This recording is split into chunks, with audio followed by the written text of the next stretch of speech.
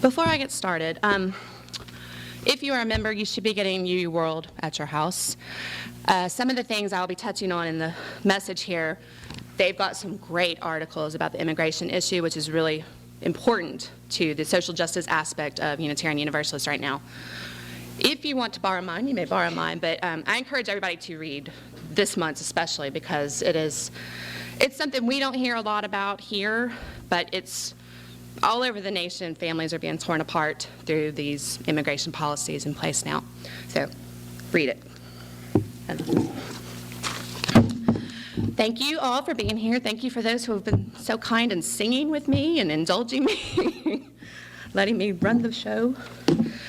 For those who don't know me, my name is Kathy Knotts again. I've been coming to this church for about 5 years now, but I'm a relatively new UU. I grew up Southern Baptist, went to a Baptist college, this close to becoming a missionary, which is funny for me to say now because that was a completely different person.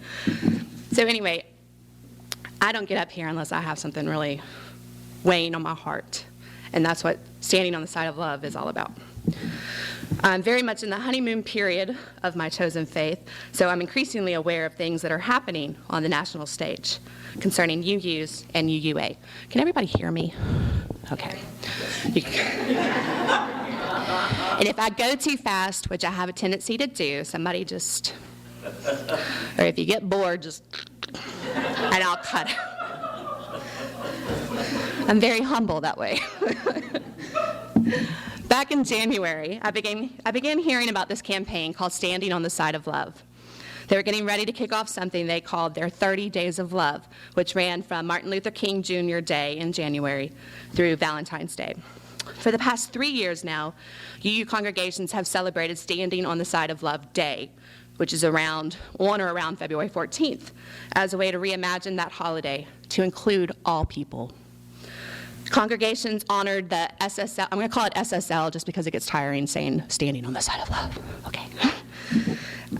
Congregations honored the SSL message by sharing stories of courageous love and honoring those extraordinary individuals, faith groups, and community organizations who exemplify the values of inclusion, diversity, community, and equality.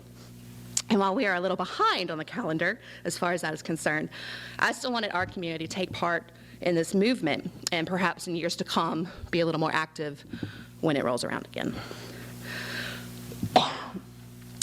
SSL is the UUA's response to bullying, name-calling, stereotypes, labels, political divisions, and decisions motivated by fear. We celebrate those who lead by example and support the most vulnerable and marginalized among us every day.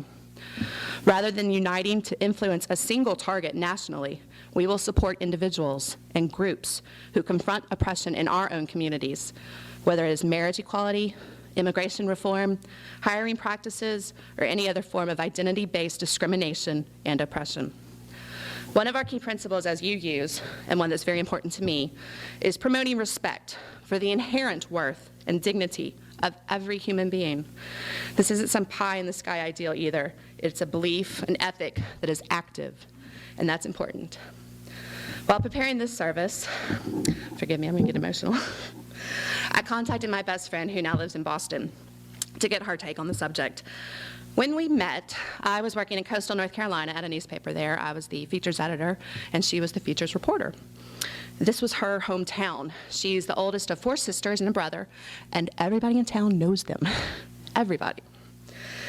It took her leaving her home and moving to Boston for her to have the strength to come out of the closet. For me, it was a bit of a shock. Of course, looking back, I can see how uncomfortable the dating scene was for her, and I can understand how leaving was the only way for her to be able to be who she was without worrying what her entire hometown was saying about her. I worry about her, and I had to learn to come to terms with this new identity, with how the world sees her now. Of course, she thinks my worry is silly. And she reassures me that she's happy, and she's having the time of her life. She's my best friend, and it pains me to know how she's been treated because of who she loves. And it took a while for me to address my own misconceptions and prejudices when confronted with the truth. I consider myself a pretty open-minded person, but when your best friend comes out and you didn't know about it, it's a bit of a shock. I didn't like admitting that it made me uncomfortable at first. And knowing this, knowing how close we were and how long she kept it a secret. But I quickly got over myself and stood on the side of love, accepting and loving her no matter what labels society throws at her. I believe in equality for all people, and in all of the world's religions, love is the central tenet. It is up to me to use the transformative and unifying powers of love to stop oppression where I see it. I asked her what she would want me to say, because she was amazed that I was even doing this. Thankfully, she's very far away. And she had this to say: "It's hard for me to provide you with anything negative. I had such an easy time coming out, which is not the norm. I guess most of my issues come from being in the closet, not coming out. Feeling differently from other girls my age, especially during puberty. Feeling the pressure to have boyfriends when the thought of it made me want to puke." You'd have to know her, but it's just like her. "Getting older and having even more expectations put on me to settle down with someone, date, on, and just knowing in my gut that I couldn't do it. I always knew I was gay. It was never something I had to come to terms with. Telling other people and being fearful of their reactions was my fear. Luckily, my friends and family, after the initial shock or whatever, were all supportive, so I was sort of taught a lesson.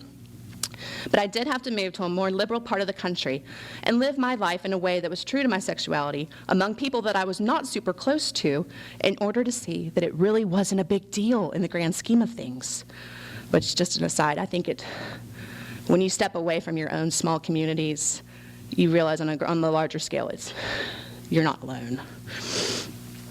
That gave me the courage to be able to tell people that I loved. That was scarier than coming to Boston and living openly as a gay person. Also, I think the fact that I'd heard someone in my family use very offensive and negative terms in my presence before they knew I was gay sort of hurt. It was a reason they were one of the last people to know. So she says, "This is a good lesson for everyone. Never assume that anyone is gay, straight, bi, or anything." And she says her partner faces a different kind of discrimination because, she quotes, "You can't get more feminine than she is, and people often just refuse to believe that she can love another woman. It's been a harder road for her than it has been for me." So hopefully that's a peek into what the campaign is about, why I got involved, why I want our church to be more involved on all levels. The next two readings I have come from other UU leaders, and they're at most larger congregations usually do a service of this sort. So these are actually, I hate to use the word sermon. These are messages brought by some other Unitarians that spoke to my heart and said things a little more succinctly. And then I'll close with some words from Dr. Martin Luther King Jr. This one is from a man named Fred Small. And I believe he runs a congregation in Massachusetts somewhere, I'm not sure. Okay, I'm getting the slow down. Sorry, I got emotional. Many Unitarian Universalists suffer from a chronic identity crisis. People ask us, "What do Unitarian Universalists believe?" And we freeze. We don't know what to say because UUs believe so many things, so many different things. We are priests of paradox, apostles of ambiguity, nattering nabobs of nuance. And so the UUA produces 7 principles and 6 sources and countless pamphlets and little wallet cards, all to remind us what we sort of might believe. We are exhorted to compose elevator speeches, summations of Unitarian Universalism so pithy they might be recited on an elevator in its fleeting passage between floors. Do we believe in God? Question is simple. The answer, impossible. Define God. Define believe. Define we. Define in. Whatever God is or is not, I don't think God cares what we believe. I don't think Jesus cares what we believe. And I know the Buddha does not care what we believe. The important question is not what we believe, but where we stand. I want to be standing on the side of love. Of course, when I say standing, I'm not talking about a physical posture, Rosa Parks stood on the side of love by remaining seated. I'm talking about a moral stance, not just assumed privately in our hearts, but witnessed boldly in our families, our schools, workplaces, communities, the State House, the Congress. We're talking about faith in action. I'm not talking about sanctimony. I'm talking about intentionality. Understanding that our practice will be imperfect, as each of us is imperfect. What is our purpose? What is our aspiration? What is our commitment? When Unitarian Lydia Maria Child defied the prohibition of her time against women speaking in public and demanded freedom for enslaved African Americans and the vote for women, when she protested the Trail of Tears, the brutal removal of the Cherokee, she was standing on the side of love. When UU minister Jim Reeb heeded the call of Martin Luther King Jr. to Selma, Alabama, and was bludgeoned to death by racists, he was standing on the side of love. When at the height of the debate over same-sex marriage in Massachusetts, this congregation voted to hang a banner over the church door proclaiming to every passerby, support marriage equality. We do. They were standing on the side of love. Standing on the side of love doesn't require power. It requires courage, because courage is power. When a child on a playground sticks up for another who is teased or bullied or left out because they're different, that child is standing on the side of love. The UUA has launched Standing on the Side of Love campaign to confront exclusion and violence based on identity, be it sexual orientation, gender presentation, immigration status, race, class, religions, nationality, physical ability, or any other excuse for harassment. Standing on the side of love affirms the full humanity of all people. It honors the inherent worth and dignity, the spark of the divine in each and every person. Standing on the side of love means treating each other well, whether ally or adversary. Love is patient, writes the Apostle Paul. Love is kind. Love is not envious or boastful or arrogant or rude. Standing on the side of love means being more committed to being reconciled than to being right. Love does not insist on its own way. It bears all things, believes all things, hopes all things, endures all things. A religious person, says Rabbi Abraham Heschel, is one whose greatest passion is compassion, whose greatest strength is love and defiance of despair. His friend, Martin Luther King Jr., added, "I have decided to stick with love. Hate is too great a burden to bear." This next piece, which will be the last one before the closing words, this is from Angela Herrera. Years ago, a friend told me the story of a woman who witnessed a painful exchange between a young boy and his uncle. They were on a beach together with the boy's older brother. They had come to swim. And the older child, who was a little worldlier and braver, was ready to jump right in. But the little guy took one look at the far expanse of water and the waves reaching for him from its seemingly eternal stretch and was paralyzed by fear. He was not going in there, no matter how much they tried to convince him. His uncle must have been frustrated that his vision for the day was not working out, and he must have been completely unable to see the little boy's vision of what could happen in that ocean, because he began to yell at the boy. He pressured him, and then mocked him, and called him a baby, then left him on the shore while him and the brother waded in, and the boy stood there, looking crestfallen. Our witness, the woman who overheard all of this, was horrified by this man's behavior. She had to do something. Once the man was off in the water, she walked over to the boy and kind of leaned down and said to him the best thing she could think of, the only thing she could think of that might make things better rather than making things worse. In a low voice, she told him, "I just want you to know that grown-ups aren't always right." And she watched as the expression on his face cleared, and he didn't look crestfallen anymore. She had freed him from the burden of believing his uncle's angry words and making them a part of himself. Grown-ups aren't always right. If only we could all internalize this at a young age, we might be spared a lot of hurt. I think of all the ways in which voices of authority, the biggest, loudest voices, can do harm when they are unchecked by this simple truth, or when people who do understand this forget to not take it for granted and fail to speak up. As UUs, we have a particular obligation to counter hurtful voices with the voice of love, one that has deepened and developed over many generations, rooted in our theology. Generations ago, our Unitarian forebears started down a path of increasing open-mindedness based on their growing understanding that what is dominant is not always right. It was a path that would lead them eventually to make the bold decision to give up having a creed and instead judge people by their character and their actions. Unitarianism started to become theologically liberal, meaning our spiritual ancestors began to realize that what people know or think they know about God has a lot to do with where and when they were born, and who they are and who they talk to. Meanwhile, our Universalist ancestors were also opening their minds about God. And one of the first things they did was to go around telling everyone that everyone was saved. No one was going to hell because God loved everyone. And it was a radical message of love. This was good news for the outcasts and the people who had been told they were going to hell. But it scared the pants off the authorities who wanted God to help them keep outcasts and others in their place. To the people who had a certain vision of how things should be and who should be considered good and who should be considered bad, the Universalist gospel sounded like bad news. Our Unitarian and Universalist ancestors were theologically liberal. And as theological liberals today, you might think that would automatically go hand in hand with a concern for liberating slaves, gaining equal rights for women, and other projects of equality and freedom. But they weren't always liberal in that sense. Looking back, we can see how urgent it was to address those issues, and some of the great trailblazers saw it too, and paved the way for our radical future.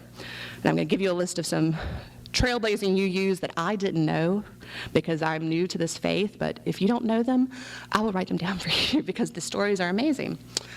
Margaret Fuller, Benjamin Rush, Theodore Parker, Lydia Maria Child. There were others. Yet, like many of their era, some Unitarians and Universalists had the sense that time was on the side of progress and that humankind was naturally becoming more and more enlightened. But in reality, progress always requires the unceasing work of people who care. Our spiritual ancestors were both progressive for their time and belonged to their time. But in the final analysis, what we can say is that they set the course for us to grow into Unitarian Universalism's potential.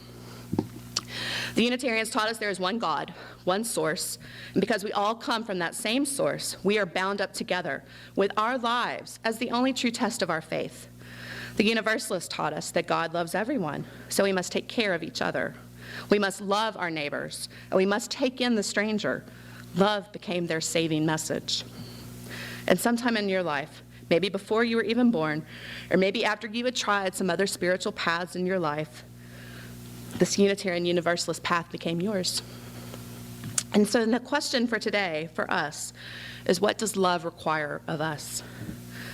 I look around and I know that there are outcasts now, as there were in the old days, people who have been stranded on the barren shores of isolation with no one leaning in close to love them for who they are and to challenge the voices that denigrate them. Love requires that we stand on its side. And what I mean is we must engage in acts of salvation and liberation. Liberation, that was the promise of Unitarian Universalism, the one we are called to fulfill. Several UU authors have written about the difference between liberal and liberating. Liberal, they say, means freedom to, as in freedom to believe what you want, while liberating means freedom from the structures of oppression, from the threat of harm or death, from struggling just to stay alive or to keep your family alive. Freedom from having to choose between those last two options. I'm thinking of an immigrant couple I know who left their young children behind in Mexico in a desperate situation and made a dangerous, illegal crossing into the U.S. so that they could work and send grocery money back home. Over time, undocumented immigrants managed to bring their families with them, so maybe their kids will have a better life. And tell me, who among us would not break the law to keep our children and our children's children from going hungry? But one of the prices they pay is to live under constant threat of separation, a threat that is carried out on a regular basis by immigration police and that the whole nation has witnessed over and over in the last few years. I remember so poignantly watching the news in March 2006 when 300 people were arrested for not having ID at a garment factory in New Bedford, Massachusetts. Do you carry proof of citizenship? Children were left behind. Nursing mothers were separated from their newborns. Dozens of children at schools or alone at home wondered for hours or days when their parents were going to return, but instead they were swept off into foster care. If you needed any convincing that our immigration system is broken, just look at the families that are broken by it. Or look at the bodies strewn across the deserts of the Southwest, where some of our fellow UUs have begun going out and looking for people at death's door to give them water. Because whatever complexities there may be at the policy and economic level, the people dying in the deserts and losing their children aren't illegals, they're people. What is the depth of your love? Asked the scholar and activist Cornel West. What price are you willing to pay? What burden are you willing to bear? Be honest about it. When I talk about the difference between liberal and liberating, I'm thinking of Jorge Steven Lopez, a young gay man brutally murdered in Puerto Rico. I'm thinking of Lawrence King, a 15-year-old boy, also gay, killed in California months before. And so many more. There are so many more. What does love require of us? It requires that we stand boldly on its side, that we harness its power to stop oppression by speaking out and acting out with love as often and as loudly as we can. The world desperately needs people of faith, people of our faith, to speak up and change the tone of the conversation in the public square and on the beach, in the grade schools, everywhere you go, whether you are 8 or 80. Love is our gospel. Love is our message, but there's no such thing as a message without a messenger. It's about living out a theology that says love reigns. Today, we join thousands of others in lifting up this campaign and promising to add our voices to the choir of compassionate activist people of faith who are speaking up in everyday situations, standing on the side of love. They're doing it individually, and they're speaking out collectively too. I stand on the side of love because there is no other way I wish to live. Love is how I live. Love is how we live. In closing, I'm going to read a little bit from Martin Luther King Jr., and then I will have our SSL choir join us for the song Stand. The lyrics are on your program. I would invite all of y'all to stand and join us, even if it's just at the end. From Martin Luther King Jr.'s address to the anti-war group, Clergy and Laity Concerned. When I speak of love, I'm not speaking of some sentimental and weak response. I'm speaking of that force which all of the great religions have seen as the supreme unifying principle of life. Love is somehow the key that unlocks the door which leads to ultimate reality. This Hindu, Muslim, Christian, Jewish, Buddhist belief about ultimate reality is beautifully summed up in the first epistle of St. John. Let us love one another, for love is God, and everyone that loves is born of God and knows God.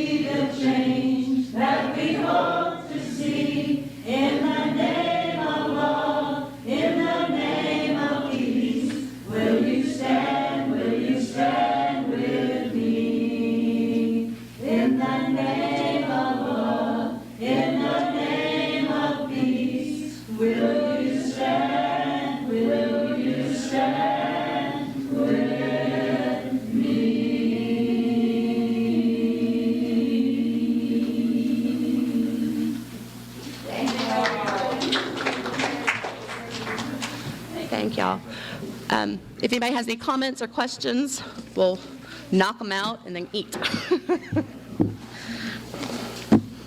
No?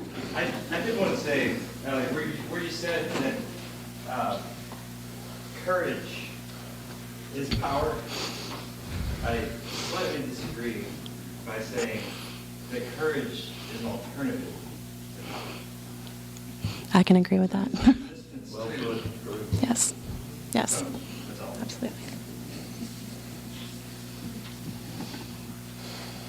I want to make the point of, reiterate the point, one of the quotes you said was when Dr. King said that hate is too much of a burden, that we all try to live our life the best we can, live on the side of love, and it's imperative that we focus our energies on the positive and the good and not try to spend too much time thinking about negative and doubt and worry and that kind of stuff. Because if you put all your time into worry and you put all your time into doubt and negative energy, you're basically praying to that to happen, as that to be your reality, and you need to pray for positive and good things to be your reality. So, And it takes more energy to hate.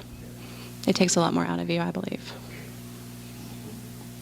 That makes me think what you're saying. Something I saw on television the other night about the Amish. You probably all know that story about that crazy person who killed a whole bunch of girls in the school. And the Amish, they just, they forgave this child who did it. And they went through this, he killed himself before he did it. So they went to the funeral and they talked to the families and they just, it's like, wow, said all that energy. Right.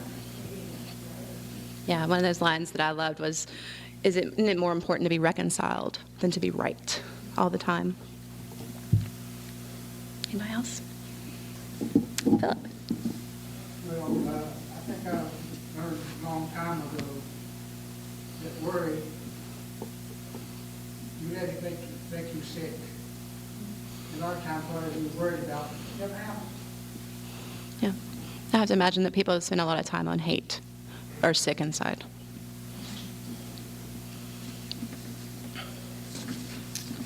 All right.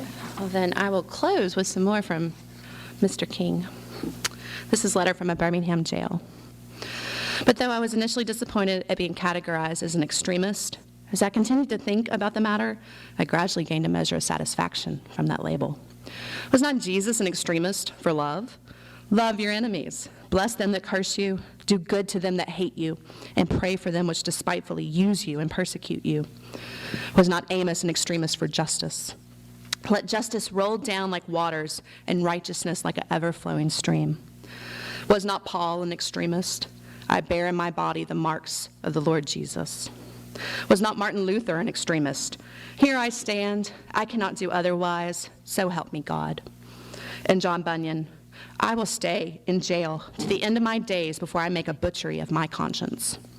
And Abraham Lincoln, this nation cannot survive half slave and half free. And Thomas Jefferson, we hold these truths to be self-evident, that all men are created equal. So the question is not whether we will be extremists, but what kind of extremists will we be? Will we be extremists for hate or for love?